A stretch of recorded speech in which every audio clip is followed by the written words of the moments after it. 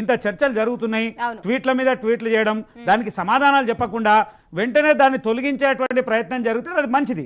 ఒక ఉత్తమమైనటువంటి అంటే ఆ స్థాయిలో ఉన్నటువంటి వ్యక్తులు ఆ పని చేయాల్సినటువంటి అవసరం ఉంటుంది. లేకపోతే రేపు ల్యాండ్ ఆర్డర్ ప్రాబ్లం, ప్రభుత్వం మీద ఒత్తిళ్లు పడతా ఉంటాయి, ధర్నాలు, రాస్తా రోకోలు, విభజనలు, ఇక అన్ని రకరకాల ప్రయత్నాలు జరుగుతూ ఉంటాయి. అవన్నిటికీ మూల కారణం ఎవరంటే మళ్ళీ వీళ్ళే. అంటే అలాంటి పరిస్థితులు ఎందుకు తీసుకురావాలి? నిజంగా కూడా గౌరవమైనటువంటి స్థానంలో ఉన్నటువంటి వ్యక్తులు అది చేయకూడని పని. అది ఎందుకు మాట్లాడతారు? అట్లా మొత్తం స్ప్రోగోల్పై మాట్లాడినటువంటి దాఖలాలు, లక్షలాది మంది మనోభావాలను దెబ్బచేసి ఇచ్చేస్తే ఎట్లా? వీళ్ళు ఏం చేయాలంటే నిజంగా కూడా అట్లా ఉన్న వాళ్ళకి వీళ్ళు స్ఫూర్తినియాలి, వాళ్ళకి అవకాశాలు కల్పించాలి, వాళ్ళకి సంబంధించిన చట్టాల మీద ఇంకా అవగాహన తీసుకురావాలి, వాళ్ళకి మెరుగైనటువంటి అవకాశాలు ఇవ్వాల్సింది పోయి వాళ్ళని పూర్తిగా మీరు అసమర్థులు, మీతో ఏం కాదు, మీతో పనికిరాదు, ఈమె ఎవరు డిక్లేర్ చేయడానికి?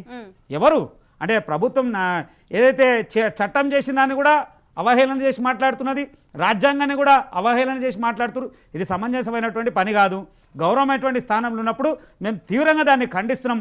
ఆమె వెంటనే విరమించుకుంటే చాలా సంతోషం.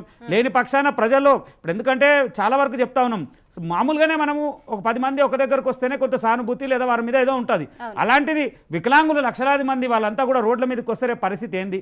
ప్రభుత్వం అప్రదిష్ట పాలవుతుంది. దేశవ్యాప్తంగా ఇది పెద్ద చర్చకు దారి తీస్తుంది.